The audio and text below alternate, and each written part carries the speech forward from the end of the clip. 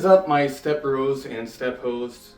Chances are, if you've ever been trying to build out an effective fighting rifle, you have been in the market for a duty grade optic.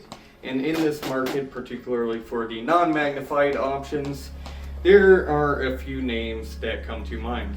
Eotech and Aimpoint. Now, unfortunately for Aimpoint, you can't convince me to spend $1,000 on a magnified optic, so there's no way in hell you're getting me to spend $1,000 on a red dot.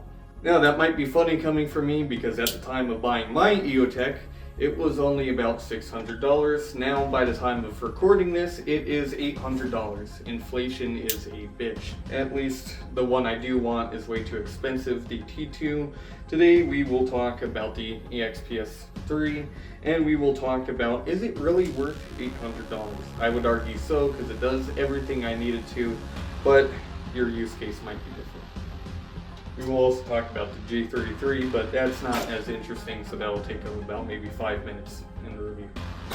Alright, let's get into it. So, real quick, just to discuss my parameters and how I will be grading this, I will say that I will be grading this exactly like a red dot. Now, yes, holographic sights are different than red dots, and they have a lot of their own perks and advantages, which we will talk about later. However, as far as I'm concerned, the POU for a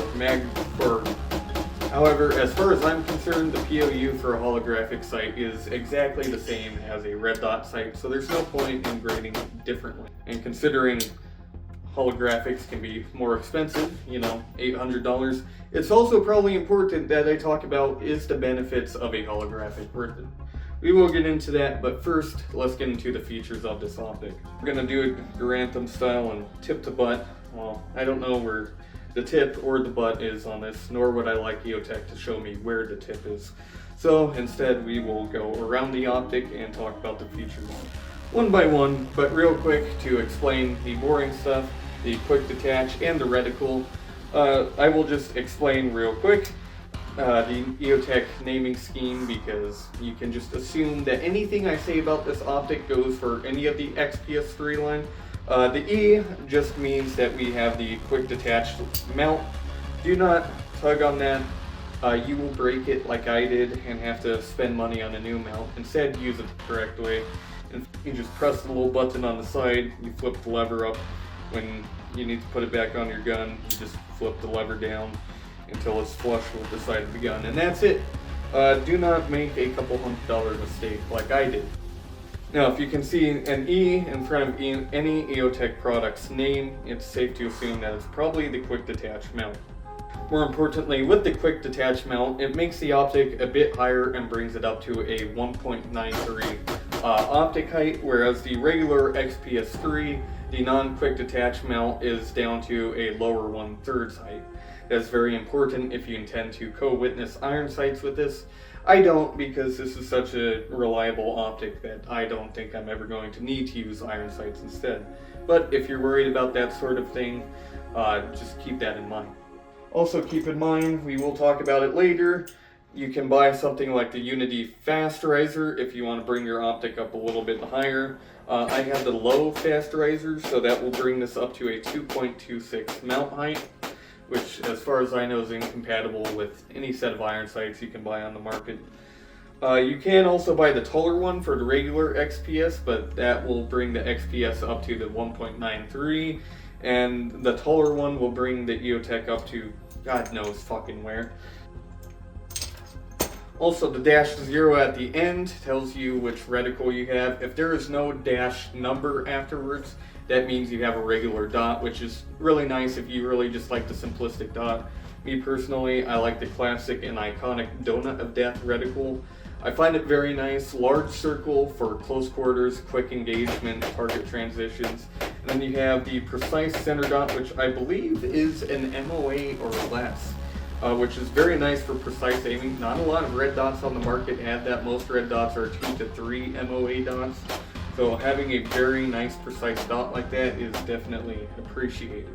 The Donut of Death reticles can also be used to range targets.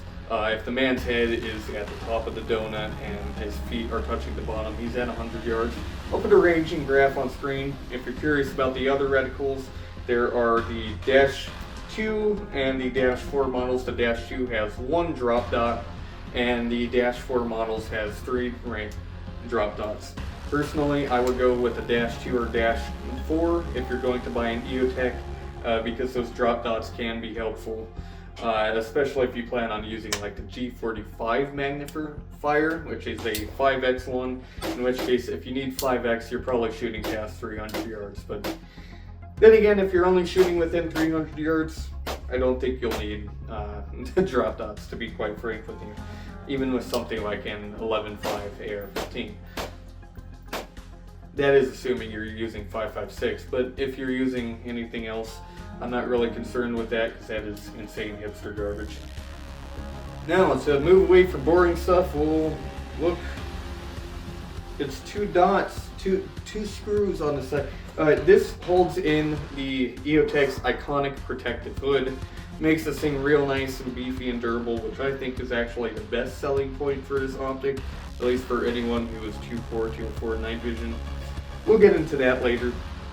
But user beware, there are some issues with this. Back in the G lot, there was an issue where the recessed buttons were a little too deep into the side of the optic, and if you were wearing gloves or had big hands, you would have a problem pressing them. Now, I don't have that problem, but thankfully if you do, you can remove the hood and there will be no consequence to the optic, other than maybe you might break it. But I doubt it, you'd have to be trying. Also on the side we have our brightness buttons, which are probably the second greatest selling point, especially if you are able to buy night vision. These are our brightness settings. We have 20 daylight and 20 night vision. On the side you have a night vision button that you can press to bring it down into the IR range, which is night vision only, and you have 10 settings of adjustment, much more than pretty much any other optic on the market that I'm aware of that's made for night vision. So that's very nice. That combined with the large open window and zero tint, allowing for great light transmission, makes it a very good night vision optic, and actually the undisputed king of active aiming solutions for night vision. I wouldn't know though, because I'm a filthy degenerate poor, and videos might be slow because I'm trying to actually afford night vision as a filthy degenerate poor. Once my BCM gets back from BCM for warranty, should have that for review. Also, while we're here, we should talk about it. The up arrow turns your optic on for 8 hours, and the down arrow will turn your optic on for 4 hours. The auto shut-off timer resets every time you press the buttons, so if you go to adjust your brightness down, it'll reset the timer and you will be good. Also, well-known fact that for whatever reason no one that reviews this wants to mention, not even Eotech says it in their manual, I think. I haven't read it, no one fucking reads it. You can actually press both buttons to shut the optic off manually, which is very nice if you're worried about battery life. Now, this thing has a lot more battery life than people give it credit for. However, I will still turn it off for good measure because I don't like wasting money. Again, I'm a filthy degenerate poor. By the way, battery life, Eotech lists it as 1,000 hours, but it feels like a lot more than that actually. If you're really worried about losing battery, it should start, the reticle should start blinking at you when there's only about 100 hours of battery life left, which that's a lot of heads up time for you to be able to change the optic batteries. So you should be keeping spares on your kit anyways. So the battery is a non-issue. In fact, I find it really funny because it's coming from the same guys that love SIG Romeo 5s, and I keep my Eotech on most of the time because I like fucking with my guns while I'm at my desk. Maybe it's autistic fidget stuff, but my Romeo 5 needs its battery changed like literally every other week. My Eotech has only needed its battery changed maybe twice this year, the entire year of having it. So now, if we move to the back, you will notice unlike the Eotech 552 or 512 or the EXPS3 series, the back of the optic is actually flat now, and that's because of the buttons being moved to the side like we discussed earlier, which makes it really nice. You can get your magnifier up real close to the back of it if you're into that sort of thing, is definitely more aesthetic. I do it for that exact reason, even though I get no benefit from it. It also makes it really convenient because if your magnifier is flipped up, it does not block you from pressing the buttons because they're on the side now. So none of your gear will be in the way of your buttons. You do not have to build around the location of the buttons anymore. Also, while we're here, you will notice it is a very wide, large open window with almost zero to no tint, nor distortion, which is really nice because even on some cheaper optics, like say the SIG Romeo 5, you do actually get a very minor bit of magnification or distortion, which is definitely annoying. This helps aid to make it better for night vision. And the big open window helps you benefit from some advantages we'll talk about later, such as the complete and utter lack of parallax shift. Now, on the right side of the optic, we have that beautiful Eotech logo. And then we have probably my least favorite part of this entire optic, which is the zeroing system. So to the left, we have our elevation dial, and on the right, we have our right one. Now this can be adjusted with a coin, a screwdriver, the rim of a case, whatever you prefer, whatever you have at the range. If you're at the range, you at least have a rim of a case, so you'll always be able to adjust the thing. Now, why I find this very, very annoying is because maybe all optics do this and I just have not been paying attention, but for whatever reason, it says clockwise for down and clockwise for right. When I do either of those, it goes the opposite direction. If you do clockwise for right, it's going to go left. If you do clockwise for down, it's going to go up. Now, the logic for this, if you're curious, is it's to be used with sight-in targets like the Redfield Precision sight-in targets, so that the logic is if your shots are heading to the left, you're going to dial it clockwise for right. Because you want your shots to be hitting more to the right where you're actually aiming. Why do they do it like that? I don't know. Now there's a really good feature on here, but it's made worse by another thing. These are each 0.5 MOA clicks, and the problem is these are completely they're just not tactile at all. Sometimes I will do 2 to 3 clicks without realizing it because there's just no fucking tactile click at all. You cannot tell you're dialing sometimes, other than the motion of the screwdriver. And that's a problem when you also have the confusion of the right actually meaning left, and the fact that you only have 0.5 MOA clicks. So sometimes it just feels like you're not adjusting your optic at all, when in reality you are. Just not where you want it to be. Over on the side we have the battery case. It is thankfully grooved that we can get a nice grip and untwist the battery compartment manually. This is water sealed and the optic is rated to a depth of 10 meters or 33 feet. But it does use a CR123A, which is nice because CR123As are used in damn near anything you use on your gun. Like my Surefire M640 white light. So it's really nice to standardize on everything. It means you only have to keep one thing in your kit. Again, for all the guys worried about battery life, you got plenty of hours, and it blinks at you 100 hours before it's gonna die. If you're really worried about battery life, clearly you're not keeping enough in your kit. There's also no parasitic battery drain at all. I've only had battery drain while the optic is actually on, so if you just don't use this thing, your battery's gonna be fine. So let's talk about what I do like first, because I'm a very critical person and it has led my audience to believing I have never liked a product that I've ever reviewed. So, real quick, I love the retard proofing on this.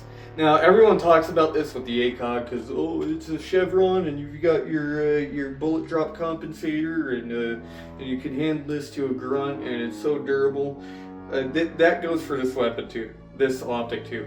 It's very, very durable. I've thrown this thing around like while it was on my PWS Mark 116.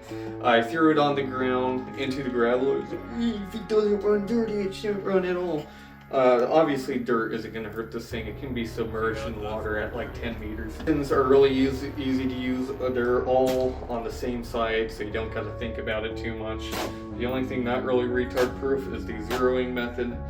The battery's easy. It reminds you 100 hours left to change the batteries, so if you somehow forget to change the batteries, that's on you. And again, everyone likes to meme on Eotech for, oh, it's got no battery life. Dude, you fucking know how long 1,000 hours of battery is? I highly doubt you're going to be in the field for 1,000 hours. And even if you are, you should probably have extra CR123s on you anyways. If you do not have extra batteries in your bug out bag or your kit somewhere, you're doing shit wrong. On top of that, for the retard proofing, the big window really helps alongside the no parallax. It is an excellent combo. No parallax shift at all and a big window. That means you can be so off axis that half your reticle is missing, and as long as that center dot is at a range where you're zeroed and you're aiming at the target, you're gonna fucking hit the target. Granted that your gun is good, right? Granted that your gun is actually accurate. If you miss, it's not the Eotech's fault. Because the nice thing about that no parallax shift and the large window is, I will put it on screen now, you just kind of, the reticle just locks on to whatever you're pointed at. You can be over here, over here, over here, over here, and you're never gonna miss your target. You're always going to be locked on. Also, unlike the XPS2 or 550 series or 512 series, the nice thing is flat back, no interference. It's just really robust, really retard proof, really easy to use optic. I fucking love the thing. And another unsung benefit of Eotech is the magnified.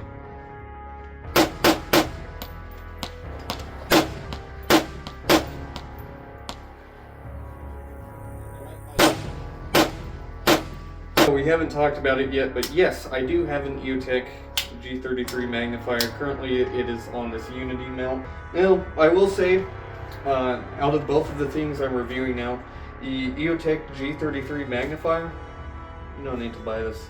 I just bought it because I like matching the brands because it looks cool. Also, I think the G33 magnifier is in general the coolest looking one. The nice thing about magnifiers though is they're all magnified prism optics with no reticle. Some people make reticles for them for like ranging features, but that really isn't needed. So considering it's just a fixed power prism, that is very easy to make, and even the cheapest ones will work for you. So if you want to save money, just go with someone else. There's really no reason to get this. But if you're curious, like the XPS3, very durable. Turrets, unfortunately, are exposed, and it will frequently uncenter the dot in your magnifier. Now, while that is annoying, it will not affect your point of impact. The zeroing on magnifiers is not actually zeroing, it's just to center the optic, or it's just to center the reticle in your vision. To get back to the point, because I took forever, the nice thing about Eotechs is that, I need to stop, dude. Dude, I'm stressing. I'm sorry. The nice thing is, holographics, unlike red dots, when you put a magnifier behind them, it does not grow the size of the dot. Now, it may look like the reticle is bigger inside of your hologram.